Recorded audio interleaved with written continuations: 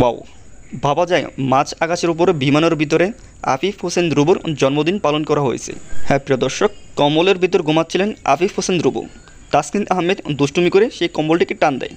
একটু পর উঠে আফিফ আবারও ঘুমানোর চেষ্টা করে, কিন্তু ঘুমাতে দিচ্ছেন না তাসকিন আহমেদ। কেনই বা দিবেন, তার যে আজ জন্মদিন।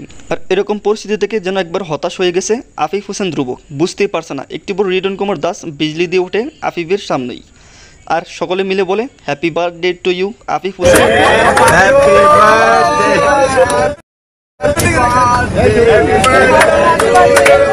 আর একটু পর লক্ষ্য করা যায় বিমানের ক্যাপ্টেন সেই জন্মদিনের কেকটি দিয়েছেন আফিফ হোসেনের ধ্রুবর সামনে। আর আফিফ হোসেন ধ্রুব সেই কেকটি কাটার জন্য প্রস্তুত হচ্ছে। আর এভাবেই মাঝ আকাশের মধ্যে বিমানের ভিতরে আফিফ হোসেন ধ্রুবর জন্মদিন পালন করে বাংলাদেশের সকল টাইগার ক্রিকেটাররা। তো প্রিয় দর্শক, আসলেই সে একজন ভাগ্যবান ক্রিকেটার। আর তাই তো তার জন্মদিন কোনো ক্রিকেটারই ভোলেননি। অসাধারণভাবে অসাধারণ জায়গার মধ্যে তার জন্মদিনটি পালন করেছে বাংলাদেশ ক্রিকেটাররা। প্রিয় দর্শক, ভিডিওটি যদি ভালো লাগে থাকে তাহলে প্লিজ এই চ্যানেলটি সাবস্ক্রাইব করে আমার সাথে থাকুন। সবাই ভালো থাকুন, সুস্থ থাকুন। টেক কেয়ার, টেক লাভ।